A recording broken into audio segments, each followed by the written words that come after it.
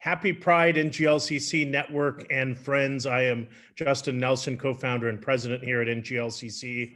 I use he, him pronouns, and I am thrilled to be having today's discussion, our special Pride edition of Crossroads and Conversations here at the National LGBT Chamber. We have an icon, we have an author, activist, thought leader, a corporate leader in DEI, someone who has lived life to the fullest and understands all there is that we still have to do. I am thrilled to welcome to this conversation the wonderful Chelys Wright. Chelys, thank you for being here. Welcome.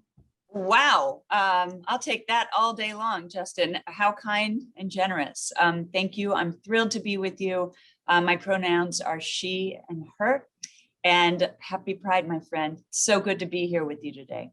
Well, likewise, we appreciate you taking time. And I think if you're anything like the rest of us in this space, we've lived 3 months and about 3 weeks of amazing Pride events. But I can tell you, I have been looking forward to this conversation all month long. So thank you for being here. Same. Let's maybe start out because we sort of share a little similarity in terms of our backgrounds, where we grew up, that sort of thing. I was really enjoying your book and just sort of learning about Wellsville, Kansas, and the one stoplight town. When I was a young kid growing up in Thermopolis, Wyoming, there was the one traffic light on Main Street. So that really resonated. Yeah, but did yours actually, was it actually a red light? Ours was just a flashing suggestion. Okay, ours actually did change colors. Okay, so, well, you win. On traffic light. Yeah. Okay, good. Well, I've been through those towns many times in Wyoming. In fact, the majority of them are like that.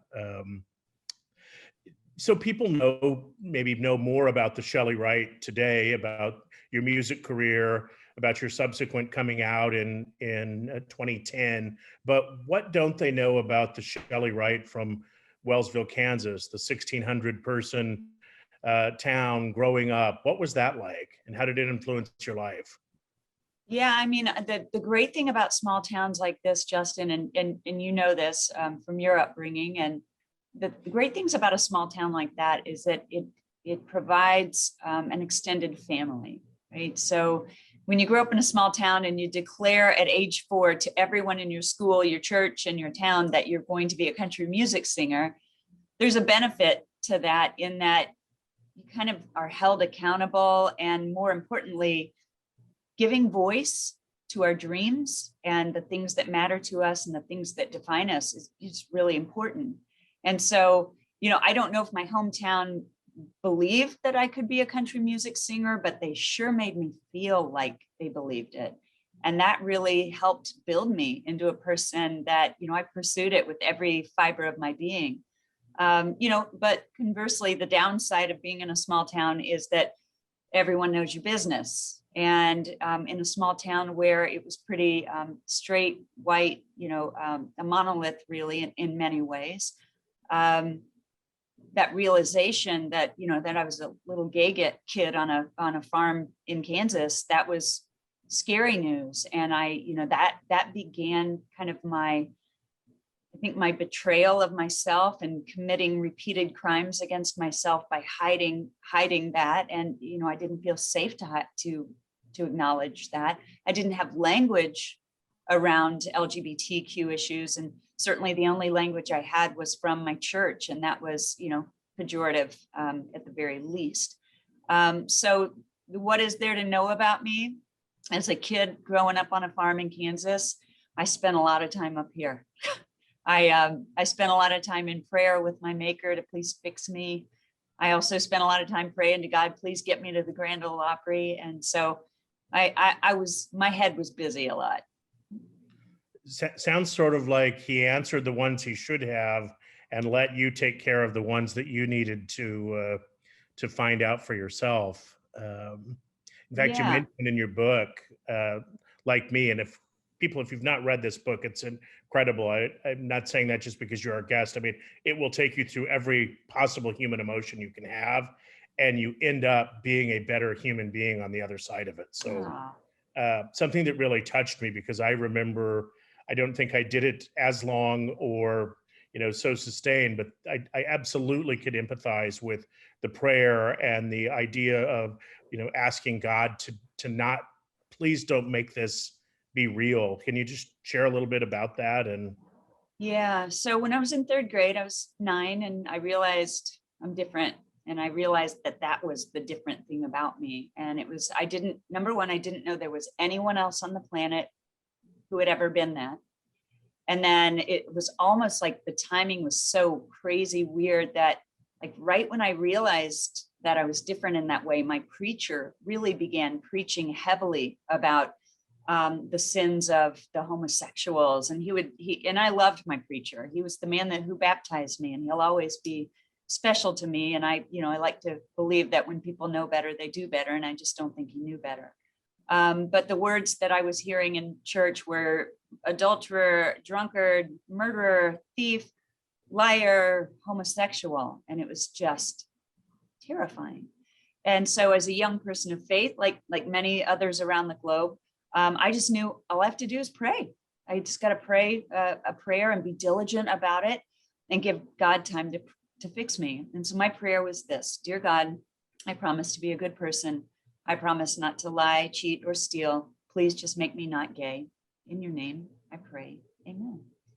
And hand over my heart, Justin, no exaggeration. I said that prayer every single day of my life, often multiple times a day, every single day of my life until my late teenage years. And it wasn't until then that I really kind of rationalized, okay, let's see, God made the world in 7 days. He's had a hell of a long time to fix me, and I'm still the same me. And it occurred to me, well, maybe this is how I'm meant to be. But then I began praying a new prayer, which was, okay, dear God, I'm gay. Please help me keep my secret.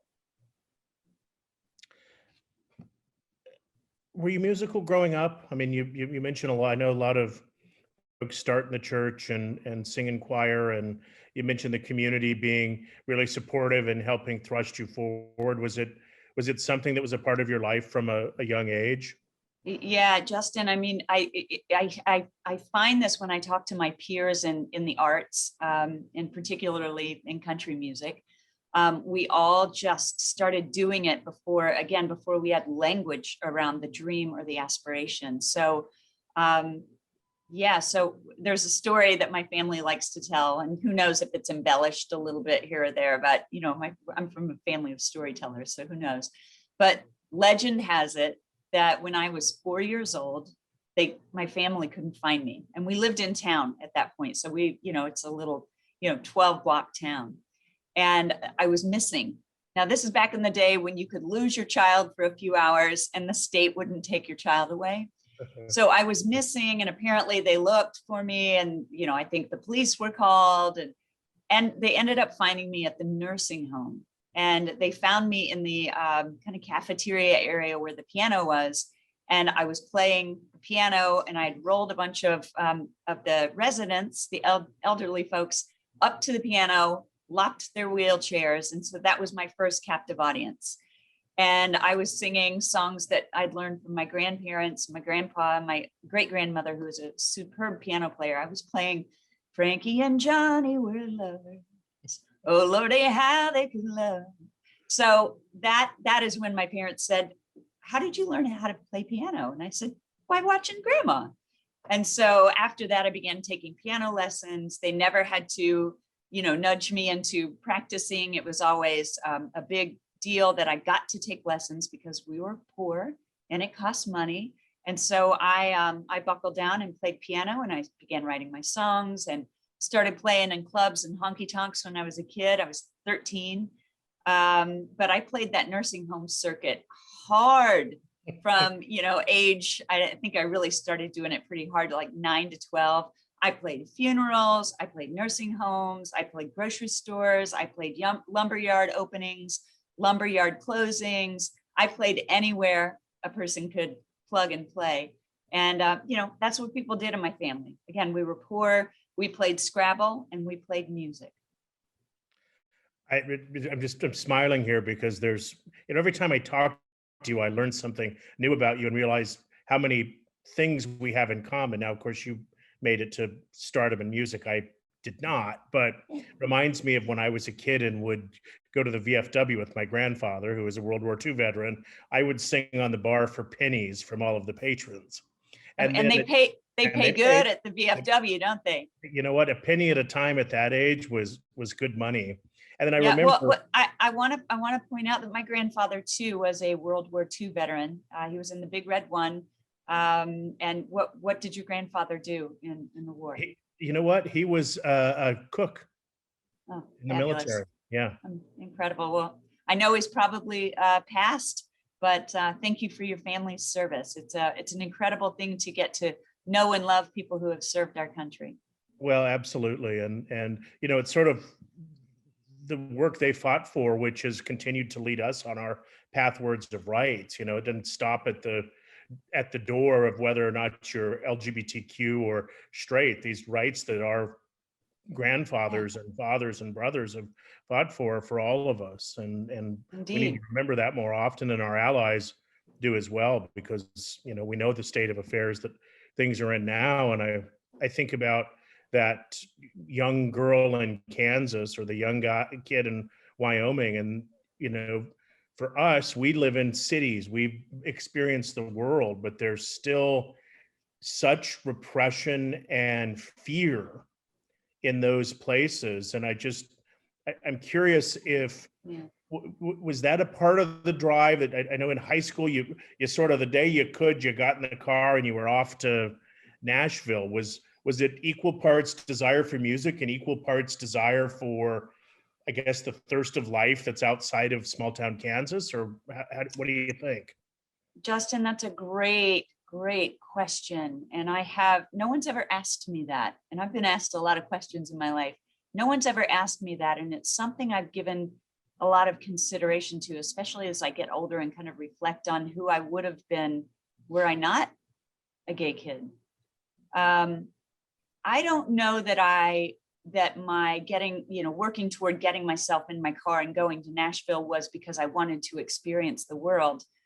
But I do know that I knew I had to get out of there. Now, that's not a referendum on my hometown or being from a small town, but I knew I wasn't going to survive as who I am there. That said, I really did love music, and I really did have my sights on it, and it was all I thought about. But in terms of, like, I was a straight A student. I was, captain of the basketball team. Student politics. I did all of that. I was thinking about this recently, that when you are a closeted gay kid who is a pleaser, who doesn't want to get in trouble, I doubled down on all of the things that I could manage and do perfectly. Because in my mind, I continually ran this kind of SWOT assessment. I was always kind of analyzing what would happen if, and it was always framed around what would happen if they found out my secret. I better balance the scales. I better be a straight A student. I better never get in trouble at school or at home. I better be the president of my class. And so, when I look back, it breaks my heart sometimes, when I think about just the stress I was under as a kid to overperform, because I knew this big secret was never, it was never going to do anything but cause me struggle. And so, but it was always exciting to think about, going to Nashville. I want to travel the world. I want to see other cultures and eat other foods and see other people. I want to live in New York City one day, and and now I'm here. But I think, to answer that question, I think I figured out, I planned my work and worked my plan to find a way to survive. And part of that survival was very tied to not having to stay in a small Christian, white, straight town in Kansas. I think you articulated something that so many of us can relate to, in the overachieving piece, the wanting to make sure we're as good at everything we could be, because this secret could destroy everything, and we needed every possible weapon in our arsenal to combat this one thing that could just obliterate everything. That's it. Yeah. it is so, it makes people struggle. I experienced many similar thoughts to that, if you could go back and tell yourself things, and we'll get to that a little bit later, because I do want to know what you would tell yourself today, knowing what you know. But before we get to that, let's talk a little bit about the transition into Nashville, I think that's when you sort of met your first girlfriend and sort of experienced that part of life. Tell us a little bit about that. Yeah, so I got to Nashville on May 12th, 1989. And, at that point I was saying the prayer, please God, help me keep my secret, right? And so then when I signed I was signed as a songwriter first to Polygram Music, and my record deal came shortly after that. But during the making of my first record, I fell in love with those aren't my kids, by the way. I don't know if you can hear the kids in the background. Those are the neighbor kids across the hall.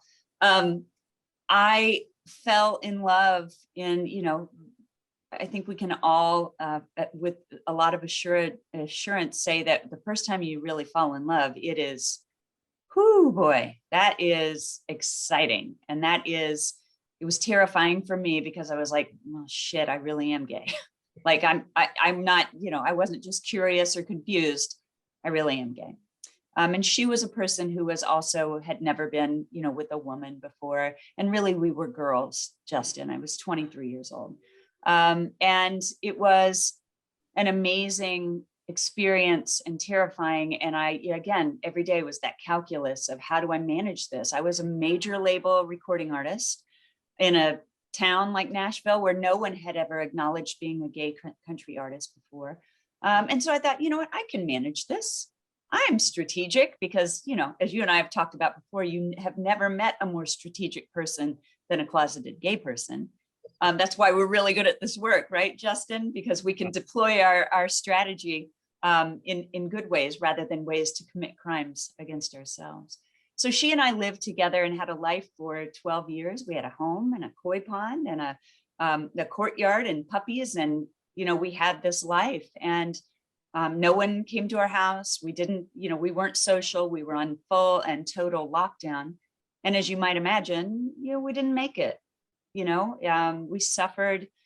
I often think about her, and I think about what that must have been like for her to see her person on TV talking about how single she was, on the radio answering questions about, who you dating? Oh, nobody, I'm married to my work. And it was a struggle for her. I have no doubt.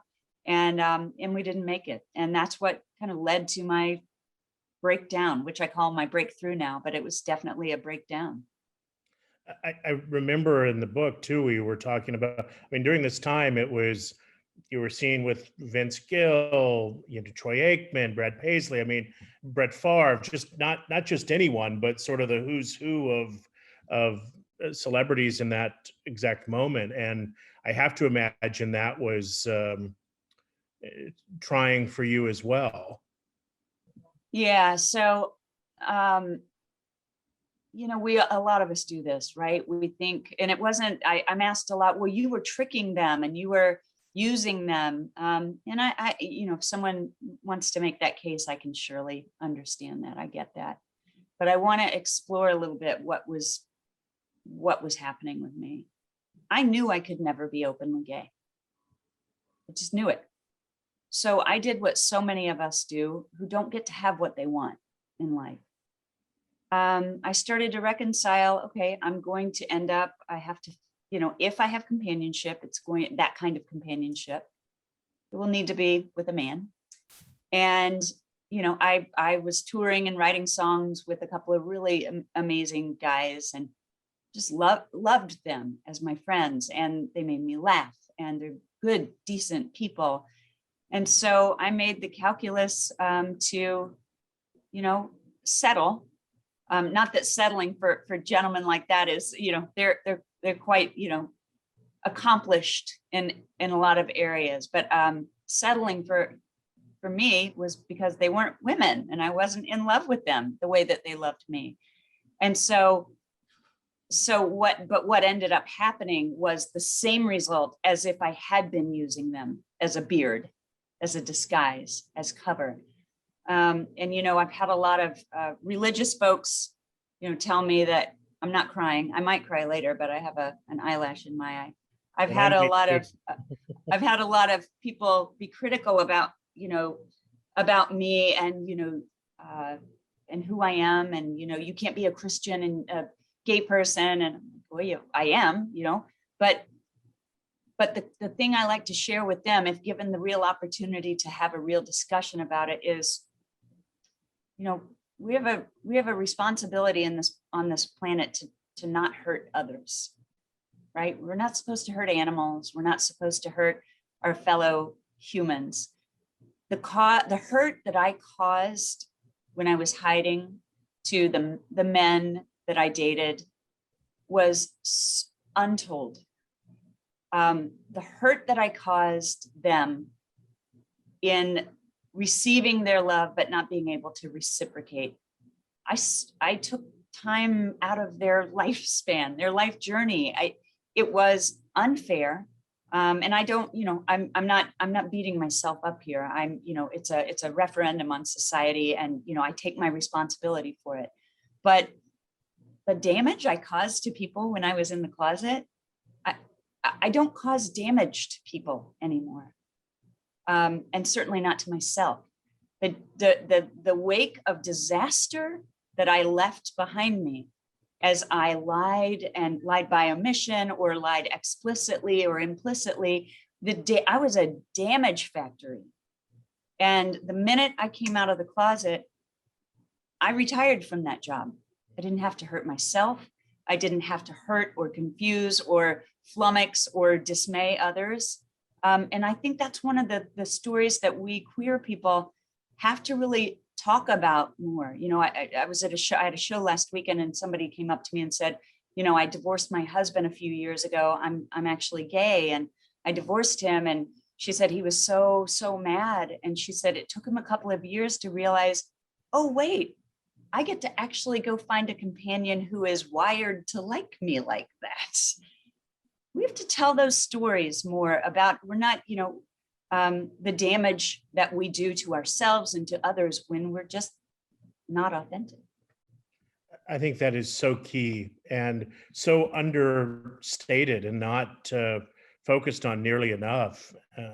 We always asked about what's so important about telling the story. Right there, you just illustrated what's so important about it, because it not only affects us as the person going through it, but everyone in our lives. And to your point, and one of the other things I love about talking to you is you aren't afraid to mention your faith.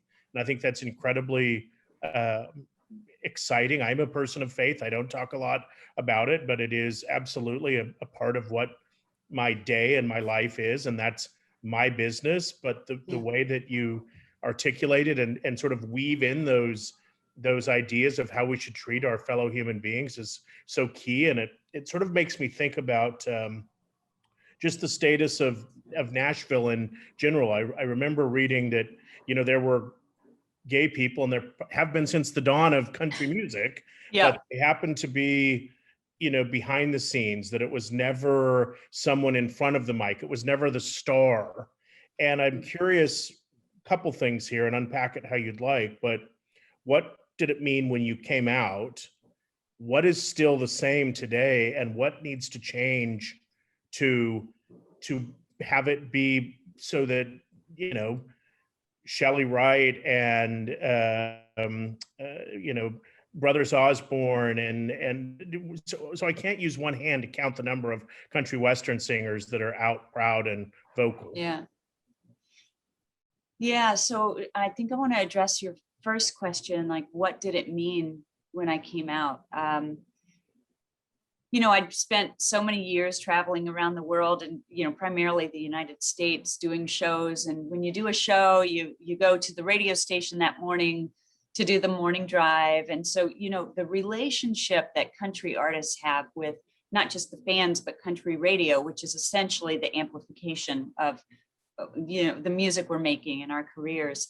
They're the gatekeepers. And I can't tell you how many times I was on a morning radio show when, a kind of a gay joke was told, sometimes off the air, but sometimes on the air. And again, sitting there and just kind of hearing that and absorbing it as a queer person in the closet, it was painful. And then that shame cascade and, you know, cyclone that happens. But it occurred to me, you know, very early on that, yeah, I can never come out. It's just not, this is never going to happen. You can't have a career in country music and be openly gay.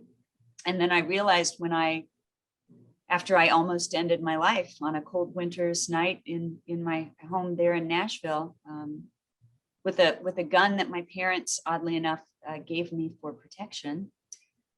It was about to be the instrument of my death.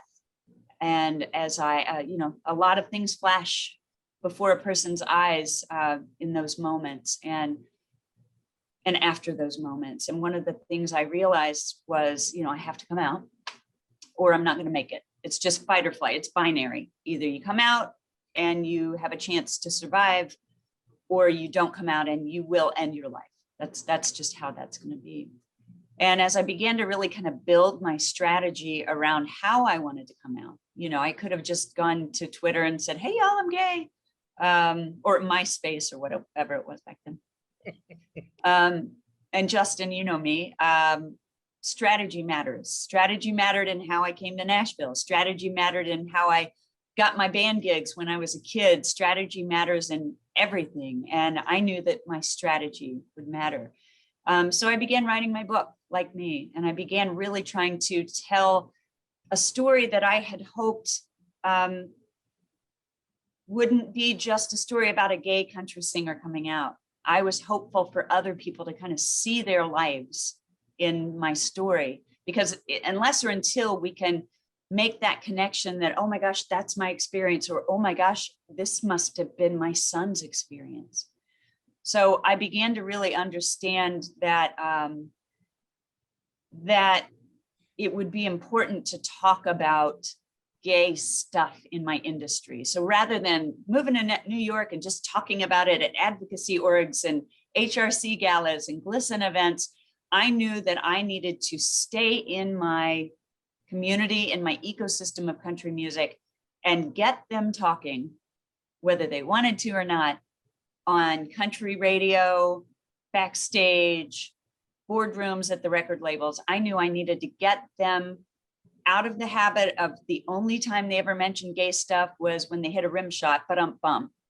I needed to use my public capital to force them to have to talk about LGBTQ issues in a more human way and a more inspired, enlightened, responsible way. And I'm really proud of that. I'm really proud that I forced a discussion that I don't know when it would have come. I'm really not sure when it would have come, but it came. We had some discussions, we grew. And, 11 years later, I came out 11 years ago. It's so crazy. There are a lot of openly gay artists and songwriters and people kind of raising their hands and identifying earlier in their careers. And, we've got a lot of work to do. I'm not saying that, that anyone should run down Music Row with a rainbow flag wrapped around themselves, but change refuses to not happen, right?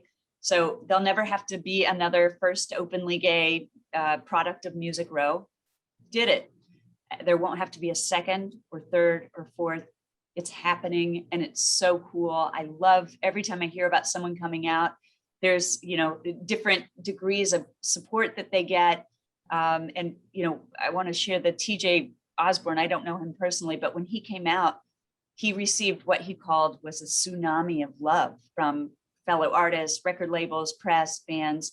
And I had a few journalists reach out to me and say, I wanted to check on you today to see how you are. And I was like, I'm doing great. And they said, because I know you didn't get that when you came out, and just, are you okay? And I said, that's sweet. Number one, that you would reach out and very generous. But number two, that tsunami of love that he mentioned, that's mine too. I feel it, like I'm a drop in that. And so maybe it's how I'm wired. I have no animosity about the support I didn't get. When someone comes out as gay or queer in the country music industry today, I have I take my part in that, and I love it, and I'm proud of it, and it feels really good. Yeah, absolutely. I mean, if we want to stick to the tsunami theme here, you were the quake that happened 11 years ago. That's had an 11-year tsunami building, and that's Ooh, pretty you should be a extreme. songwriter. We'll talk about that. No, we won't. But I do want to, before we move on, just if we can, go back to 2006. Go back to the moments leading up to, and I think even more from an inspiration standpoint, the moments after that cold night in 2006, and Yeah. really focusing in on anything you want to share about it, but what was the aftermath and that moment that was just, I've read about it. I Yeah. want you to tell that story, but that moment and everything that's happened as a result since. Yeah. Thanks, Justin, for it was, again, not unique. People like us have been having these breakdowns and these kind of transformative moments for a long, long time.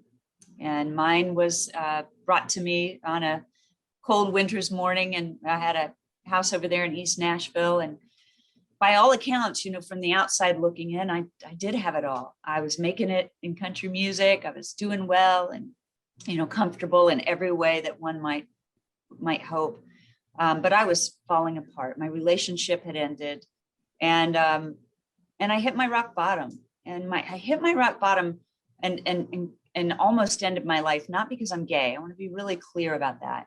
Not because I'm gay, but because I was spiritually exhausted, physically exhausted, emotionally exhausted. And I had done such a great job of hiding myself that I just painted myself into this corner. So you remember that strategy we talked about before? I was really good at it. And I had in a very sophisticated, secure way, told the world who I was, and it was the opposite of who I was. And so I didn't see a way to there are no backseas on that. There are no backseas when you've told millions of fans around the world that you're this straight, girl from Kansas. I was a lot of pieces, a patriotic person of faith, love the Grand Ole Opry. I think a likable person, friendly. I enjoy my fans, but there was this one big critical missing piece about who I love and how I love. And so I hit my rock bottom, Justin, and I didn't know how to get out of it. And at the very heart of who I am is an honest person, right? So grew up on a farm in Kansas. Integrity and honor is really important. And that was really important to me, that I was known to be a really good person. So what am I going to do? Tell the world I was a big fat liar the whole time? I'm going to tell the world that I deceived them? I wasn't going to do that. I didn't know how to do that. I couldn't take that on. So I got the gun that my parents had given to me, and I put it in my mouth, and I was looking into a mirror as I put it into my mouth over the course of, I'm not even sure how long, maybe an hour, but a dozen times, putting it in my mouth and praying to God, please forgive me for what I'm about to do. And, I'm asked a lot, why didn't you do it? And I'm not sure, but I do know in one of those moments, I thought to myself, if my sister calls me in the morning, back in Kansas, if my sister calls me and can't get me on the phone, after a day of that, she's going to get in her car and she's going to drive to Nashville, and she's going to use her key, and she's going to come into the front of my house, and she's going to see me on that floor with that wound, and I'll be gone. And that was enough in that moment to get me to put the gun down. And I went upstairs to the third floor of my house, and I, continued to break down for a couple of hours, and I fell asleep. And when I awakened, it was still dark, and I wasn't sure that I wouldn't go downstairs and pick up the gun and just do it. So I did something Justin, that I haven't done a lot in my life, hadn't done since I was a kid, really. I got on my knees and I clasped my hands together like I was taught to do in vacation Bible school as a kid. And I prayed a brand new prayer, one that I had never prayed before. And remember, my other prayers had been, please make me not gay, please fix me, or God, please help me keep my secret. And the prayer that came out of my mouth on that cold winter's morning was, dear God, if you have a way for me, I need to know it now, because my way is not working. And I'm not going to tell you that I heard a booming voice of God or that I saw a dude in a white robe and Birkenstocks, but I did very clearly hear from my maker. You got to come out. I know who you are, you big dummy. I made you. Now, that was another kind of oh shit moment for me, because I knew that not only was I going to just have to disclose this, but I was going to have to do it well, because there was no way I was not going to take all of those pieces that people knew of me and offer one more piece of information that then it was up to them to reconcile. I'd worked my backside off for 30 years, working hard at music, building up my fan base, doing my job really, really well. And people did know me.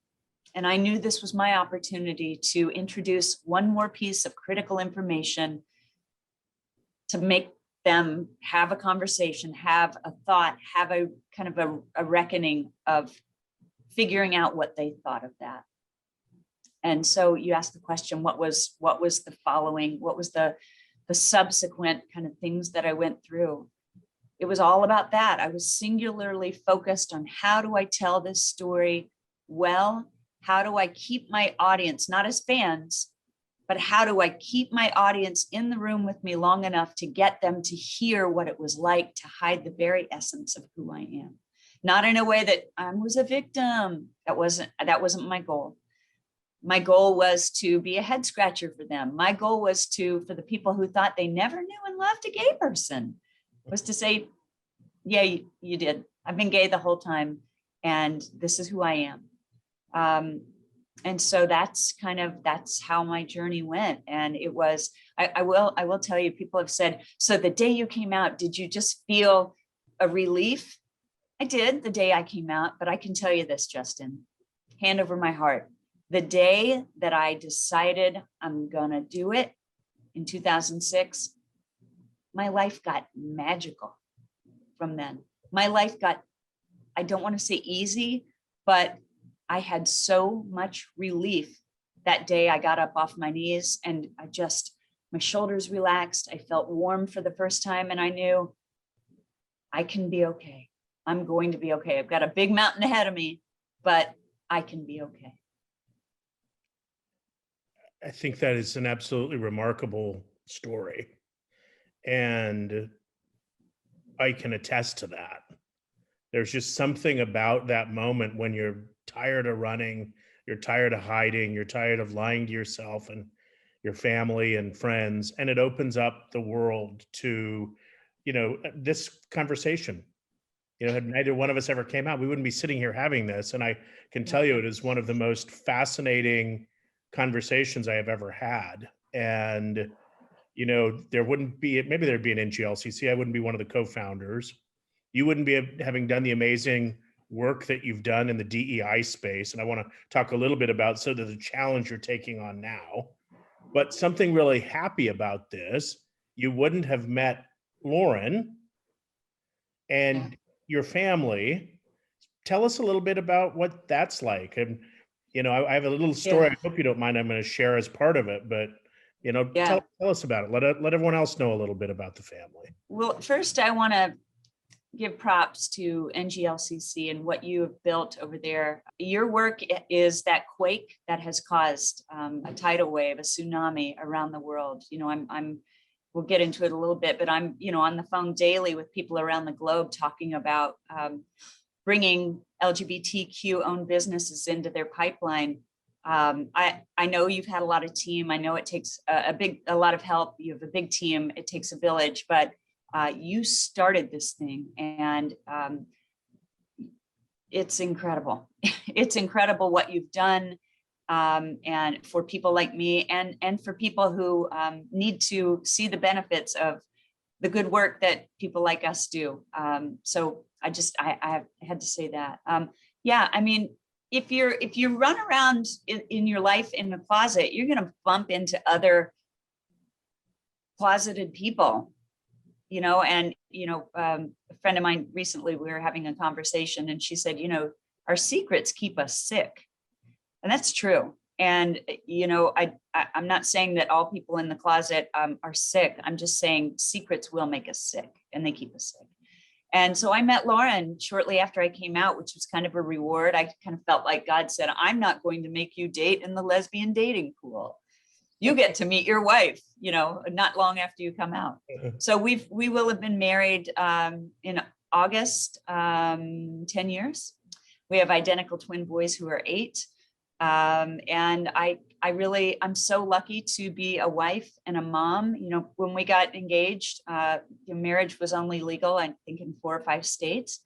And so in the course of our lifetimes together, we've seen a lot of change happen. But to your point earlier about the kids on the end of their bed in Wyoming and Kansas, it's as if nothing has happened progress-wise for them. We have to keep that in mind, and I know you do. But we must all keep that at the fore of our thinking, that we've enjoyed all of this success and progress and legislation and cultural shift.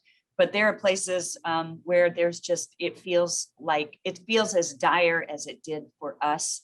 And it feels as dire as it did for Billie Jean King and Elton John and, those whom, we stand on their shoulders. That's the experience these kids are having still today. Well, great segue. And I do want to come back and share the story, but I need to go in a little happy direction before I share it, or it's an odd segue. Let's put it that way. What is your advice to that young person in Kansas or Wyoming, or, unfortunately, many other states that are still passing horrendously repressive legislation, hurting trans people, hurting LGBT people, trying to keep children out of loving homes, anything and everything they can do to try and, delist us from society. How do we keep them engaged and tell them to fight? Tell them to, we know it's tough, but there's a better tomorrow. What's the message? Yeah. So, I try to stay away from giving advice, but I will say this, and because I really mean it. One of the things I like to talk about, in whether I'm at, working with a corporate client or at a learning institution or at a faith institution, or just having a private one-on-one conversation, there are 2 criteria for coming out, if you ask me. And it's, do you feel safe and able? Safe and able should be the North Star for anyone considering stepping out of the closet. Safe and able in Dothan, Alabama is very different than it is in, Newark, New Jersey. It's just different. And then you kind of refine it down to, what does your household look like, right? So there are unsafe places to come out and unsafe homes to come out in Newark, New Jersey. So I like to say to young people across the board with a big amplification, that it is my job to create change for you. It is not your job to fight. It is your job to stay in it. It is your job to keep yourself healthy. It is your job to find cracks of hope where you can. If that's confiding in a teacher that is safe for you, if that's confiding in someone in your church that's safe for you, or your temple or your mosque, or if it's a stranger, that's your job, is to stay healthy, stay in it, because it is Justin's job and my job and Glissan's job and the rest of us who have power and voice and agency over our queerness. It is our job to make it better for you. We'll do that work. You stay in it. You need to know that you're not broken. God does not ask for you to be anything other than how you were made. Your job is to stay as healthy as you can, and as happy as you can, and as inspired as you can. Let those of us who have power in this space do this work until you can. Wow. Wow. Powerful words, and very, I think, perfectly said, and a message that we need to hear more of and speak louder, more clearly, more broadly. The story I was going to tell, because you had mentioned your twins, we happened to be on a call, Shelley and I happened to be on May 18th, which was my birthday, and Shelley mentioned that, happy to do this call, and mentioned that it was the twins' birthday. I said, well, great. It happens to be my birthday. Then we had a little bit of technical trouble. The call was dropped. We get back on the video call, and here is Shelley Wright, a cappella, singing me happy birthday. It will go down in history as a moment I will absolutely never forget. And it was very special. So I say that as an illustration that the person that we're talking to today is the person. And that's something that I just thoroughly admire about you. You're kind, you're honest, you have integrity. Thank you. You believe what you believe. You take on fights that are necessary, not just that are easy, which, I want to talk maybe here in our last couple of minutes about what you're doing now in the diversity, equity, and inclusion space, because you've gone into an industry that, well, I think well-intentioned, is well overdue for a dose of inclusivity. Can you tell us a little bit about your role at Unispace, and is this desire to make things better for people what's led you into this industry? Yeah, thank you for that. Yes, so I have a new role here at Unispace called the Chief Diversity, Equity, and Inclusion Officer, and I began consulting for Unispace last year, which was really exciting. I am a good lesbian, so I love construction and real estate. My dad was a concrete guy when I was a kid, and I like property myself and have a couple of rental properties. So the notion, I understand the ecosystem of construction. And so Unispace is a global strategy, design, delivery firm. So we build some of the most dynamic, beautiful, snazzy corporate office spaces around the globe. So you might walk into a Boston Scientific location, or L'Oreal, or any one of our clients. You might walk into a space and it may be just blow you away. There's a good chance that Unispace designed and delivered that.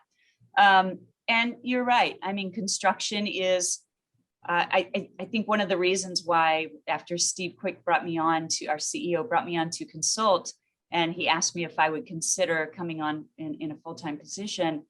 Number one, I knew his heart for this. He means it. He's not screwing around. He means it. Number two, he's been in this construction, corporate, commercial real estate space for a long time. And he knows that it's a big lift, but he's also a leader, and he wants to get it done. And he wants to be a part of not just making Unispace better, but making our entire sector better. And so Justin, I couldn't refuse the opportunity to come aboard, because I do know a little bit about being in an industry that needs change. To be able to be a part of a company who'd had an absence historically of DE&I, we've never focused on it, we've never talked about it, we've never had a person building initiatives or moving them along. I couldn't resist the opportunity. Like, can you imagine where we will be as a company in 3, 5, 10 years? Because we have in earnest put it out there that we want to do it. We've acknowledged we're on a journey. We're not saying we've figured it out. We are learning in front of everyone with, a vulnerability that I'm really proud of. One of the things I talk about with Steve and our leadership is, those home improvement shows on HGTV where you've got a house and you go through the mistakes, and the homeowners are like, oh no, I didn't even think of that. That's awful. Like, we're set back 3 months now. One of the reasons why people love watching those shows is not about the house itself. It's about watching someone on a journey that is foreign to them. They might not know what's happening. They might make a mistake. They might have to course correct. But at the end of that programming, they're in love with that family who gutted that house and made it out alive. Unispace is on that journey. And I'm just blown away by the appetite at our company to get this right, and that we're all learning together. And it's exciting. We're already seeing change. Yes, we have a long way to go, but with partnerships with NGLCC and other agencies who can help guide us and help know that we want to get it right. We're going to screw up, but we want to get it right. This will be a fun conversation for us to have in 3 years. Well, absolutely. And I think along the way, I mean, something I am impressed with, and I have the luxury, we now have, I think it's around 340 corporate partners spanning just about every industry. It's actually spanning every industry, and all of them are at different parts of their journey.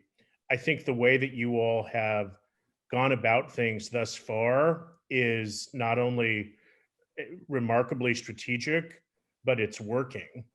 And you already see results. And we're just so honored to be able to be a part of that continuation, because there is absolutely a win-win relationship happening here. And we couldn't be more thrilled about it. And we'll hear more about that as we look at other programs and things happening throughout the rest of. Well, don't act like you weren't part of our strategy. Don't act like that you and I haven't been on the phone for the past 6 months talking about how to do this and do this well, which underscores and circles in red why a partnership with NGLCC is so important, because you can help push us, but you can also help us be successful in a way that's not dispiriting, right? We don't want to beat up our team. We want to support, engage, enlighten, inspire. And you've set us on such a good cadence on so many of our initiatives. I just value your friendship and this partnership so much. Well, ditto. I can say much the same. It's been a pure joy, and I look forward to more and more opportunities to just further the discussion. Even today, learning new things. And I want to end. We're getting close here, but I do want to end with just a few rapid fire questions. Inquiring minds want to know sort of stuff. So if you handed me your phone, what's the top 3 songs I'm going to find on your playlist? Jason Isbell, Alison Krauss, and Queen. So okay. Fitting for Pride. So we've got a little bit of variety there. Yeah. Are you a binge watcher, or do you prefer to sit down once a week and watch your program? I can't tell you the last time I did a once a week program. I'm a binge watcher. What are you watching now? Gene Smart in Hacks, Gene Smart in Mayor of Easttown, Gene Smart all day long. I can't get enough. Okay, I like that. I am looking at your bookshelf behind you, so I don't have to say if I looked at it. I can see your book, which again, people should absolutely read, and it is nonfiction. But if I took my better look at that, am I going to find more fiction or more nonfiction on that bookshelf? Nonfiction. I love nonfiction. Love it. Can't get enough of it. History, biography. History, biography, autobiography, memoir. Love it. Love it. So if I were to run into you on vacation somewhere, you and Lauren and the boys, did I run into you on the ski slopes or in the mountains? Did I run into you at the beach or somewhere altogether different? The mountains on a ski slope, but I snowboarded this year. It was not pretty. That's my last snowboarding experience. We ski as a family. We go to the beach as a family, but if I had my way, we'd go hiking in the mountains. So that's where I really want to be. But my wife is bossy, so we go to kind of beach and mountains. Sorry, don't tell her I said that. I will have you as a guest to my cabin at some point, and we'll go take the hiking trail there. How's that sound? Thank you. I'll vacation with my friend Justin. That's right. Food. Let's say we're at a restaurant. I'm going to be in New York. You're in New York. If I was out and ran into you, what kind of food are we having? Nobu or Mexican food. So Japanese food, Mexican food. There's a high likelihood we could run into one another there. It could easily happen. Top of my list as well. Last question I have for you before we wrap up here. What is one thing that we haven't discussed that most people don't know about Chelys Wright that you can share with us today? Okay. In the annals of Wellsville High School history, the very first recorded three-point shot in the history of boys or girls basketball on record is held by me. Awesome. I made the first three-point shot in our school's history. So now we know when we do any sort of NGLCC challenge, whether it's an NGLCC's Got Talent, we've got you. If it's a sporting challenge, we've got you. So you're on Team NGLCC for any of that. I'm in. I don't even know if I can heave a ball from that far anymore. I've lost, I'm 50 now, but I can play the trumpet if that will be of service to you at all. You will be better than I am. I was cut from the high school basketball team and found my way to the wrestling mat. So I doubt you could do better than me at the hoops.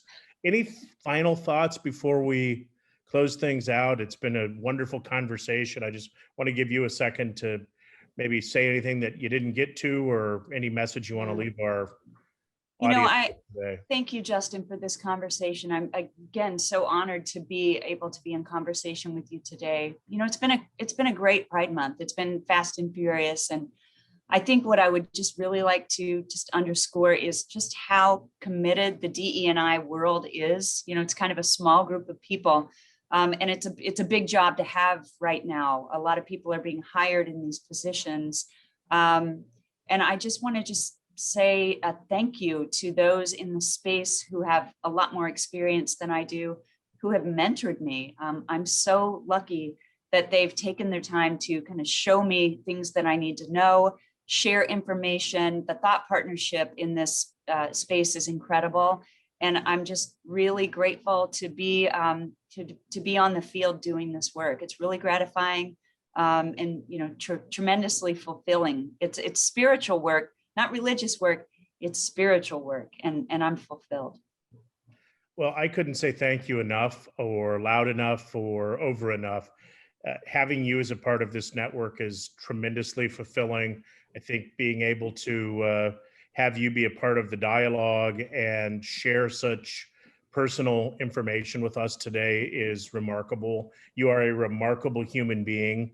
I just sense it in every fiber of your being. You exude positivity, and the world needs more of you. So I just want to say thank you to you for being a part of this special Pride edition of Crossroads and Conversations. The amazing Chelys Wright, author, activist, thought leader, DEI champion, and my friend. So thank you very much. Happy Pride to everyone. And let's make sure that Pride Month is not just 1 month a year. We've got a lot of work to do the other 11 months of the year. And with partners like Chelys, we'll continue to do that. So thank you all very much, and happy Pride. Bye-bye.